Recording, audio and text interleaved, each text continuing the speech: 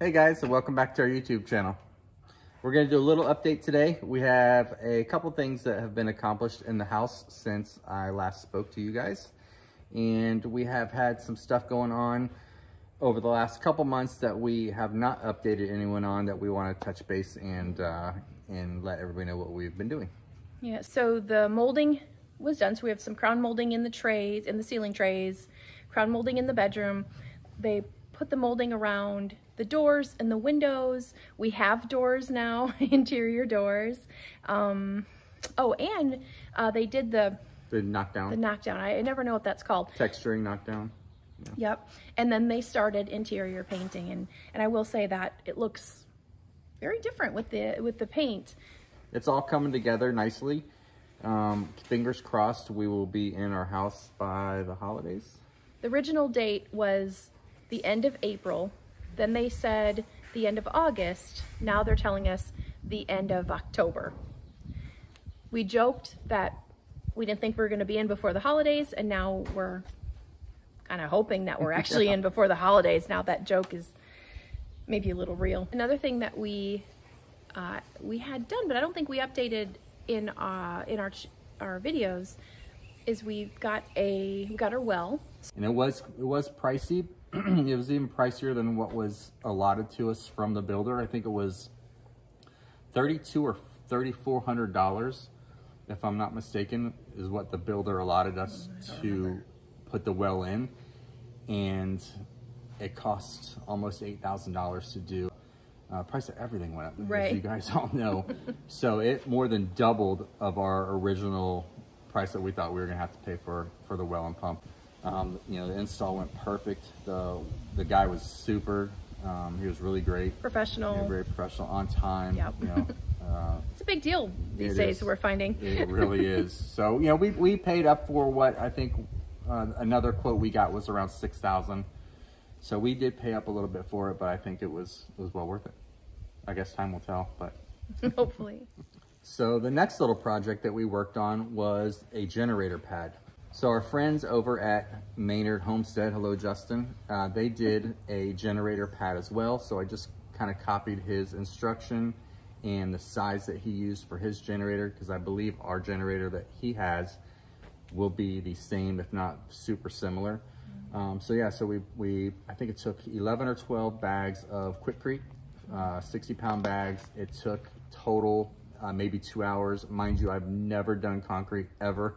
Well, we've been a little intimidated by it, because through the years we've been wanting to do things with it, but it's intimidating if you don't know how to do it. So thankfully YouTube has been there to help us. Yeah, it's just something I just, looked on YouTube, learned, a little bit about it, and jumped right into it. Super easy. We will be doing more concrete projects, hopefully with a concrete mixer. Yeah.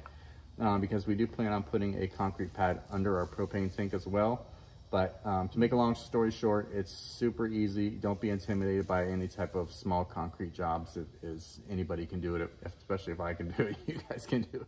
So the other thing we've been working on, which we're really excited about, well, I guess if you back up to when we built the barn, part of our plan, as we talked about in a previous video, was for it to be an outdoor kitchen. So here is the beginnings of our outdoor kitchen. We're really excited about it, because this is something we've kind of dreamed about for probably like 15, 20 years. At least. Yeah, we both love to cook, and I love to cook outside. So. And he's really, really perfected his smoking of like ribs and pork butts. Yes, there we go. So it's so good. So this next project that we started on was going to be started after the house was finished. Since the house has been delayed and us sitting idly by on our hands not doing anything, we decided to go ahead and do this project now instead of after the house was built. So the project is our garden area. We put gardening on pause these last 2 seasons because of in anticipation for building the house, and then all the other things that kind of come along with it. Well, when you, as anybody can tell you, when you put something on pause and you don't properly Like we didn't tarp it, like Yeah, we we just didn't kind of maintenance let it go. Exactly. And You can't so, do that anywhere, especially in Florida with all the weeds. And I mean, some of the plants were Yeah. over, some of the weeds were over our It heads was in bad. these boxes. You know, here's this little bed of wonderful fertile soil, and so weeds just took over. Now, we've grown gardens for years and years, Yeah. small and medium, nothing really huge, but more of a tinkering type garden. But the area that we have where our house is now, once that gets torn down, we were going to make that into a giant garden area. So we're about 95% done of cleaning up that area in preparation for the next step. We chose that area, or I chose that area. I guess you might have had a different reason, because that part of the property will always be special to us because we lived, you know, we lived there for lots of memories. Lots and lots of memories, and the kids grew up, and, you know, and so it's special to have a garden there, and it's still going to be a part of the property that we frequent. So a part of doing the garden area, we decided to also stick with keeping our chicken coop in that area as well. Now, we've had chickens forever, so we've had them for over 2 decades. I've had birds, on and off. chicken birds over there. On and off. Chicken birds. But yeah, so we decided to keep the chickens over there. We talked about moving them closer to our new house that we're having built, so we didn't have to walk across the property, get the eggs, to check on them, to maintenance them, you know, all the stuff that you do with chickens. So we're keeping the garden there. We just decided it would be smart to keep the chicken coop near the garden so we can, you know, clean out the bedding and all that stuff near the garden and use it for composting and all that other stuff. Yep. So we had a shed, a small storage shed, which was 10 by 8. We kept Christmas decorations in, old clothes, seasonal clothes, you know, just crap Storage that you shed keep stuff. in storage. And let me say how full it was. It was ridiculous. It was like Couldn't a open the door. sitcom Yeah.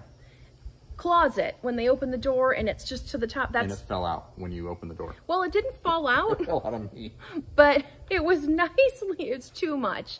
And, you know, the reality is we just don't need all that stuff. But that particular building and that particular site is going to function more appropriately for us as a new chicken coop. So we went ahead and decided to get a new storage shed. You know, you can't be a proper redneck unless you have 40 outbuildings, sheds, and everything else on your property. We're pretty much on that list. We're pretty sure. box checked on that one. So we went ahead and decided to purchase a new shed, which is a 10 by 14, a little bit bigger than we have now. Yeah. And after and currently are still going through that old shed and bringing stuff over to the new shed, throwing stuff out that we're not going to ever use. Hopefully next weekend we'll be done with that whole entire process of moving and clearing out that shed and bringing all the stuff over to the new shed. And then we can start on the new chicken coop. So our current coop can house probably about, I would say 8 to 10. 8 to 10, yeah, chickens. And Mike did a really good job building that nice and secure. Historically, we've had issues with things getting into the coop or into the run, and crawling under, you know, digging underneath, reaching their little raccoon hands through the chicken wire. through the wire and grabbing baby chicks I mean, out. So that was built very, very well, but it's just not as big as we would like. It can't house as many chickens as we'd like. And in the past, we've had guineas, we've had ducks, we've had turkeys, and it's always helpful to have a smaller coop for either injured animals or babies. So we will not be decommissioning that. That's going to stay. But this new one now, the coop then it'll be 8 by 10. Of course, it's all enclosed. But there's a lot of work to do with it. Mike mentioned earlier that we had a great big sand pile for the kids back there. And they played in it for years and years and years. There was just a big pile of sand. We had two huge truckloads delivered. No, 3. Was it 3? 3 truckloads. 3.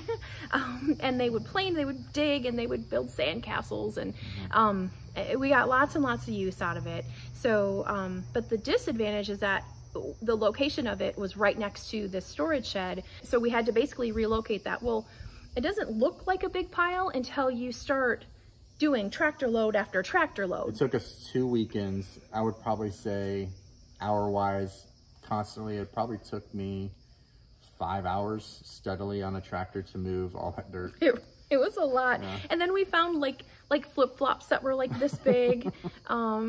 We found lots of stuff buried in that sand. Silverware that we haven't seen in years, you know, spoons, forks, knives. That's It was fun. Having 4 kids, so you'll be funny. surprised what you find out there. But anyway, so we were able to smooth that out. When I say we, of course, I don't mean me. Smooth that out. We're going to be working on planting a cover crop. What are you planting? We're doing, oh my gosh, I think there's some Clay peas? Yeah, iron clay peas. Yeah, we've done so many through the years. We've done quite a few of them, but iron clay peas is what we're doing now. It is what they call a nitrogen fixing cover crop. So it actually adds nitrogen to the soil. So. And we are planning on planting corn there the next season. Maybe this year. We haven't decided yet. It depends on how far we can get that cover crop, because it is late in the season, I think, to add that. But we're going to see. It's going to be a little experimental to do that. But if it does grow good and we are able to get that in time before our Florida winter moves in, we might be able to squeeze a corn crop in. Yeah. So that brings us to the end of this video and the update of our homestead. We hope you guys enjoyed this long updated video from the stuff that we were doing around our house and surrounding our house, not necessarily from the house update itself, but you can see what we're doing at least. So thank you for watching as always. Thank you for subscribing, and we will see you again on our next update.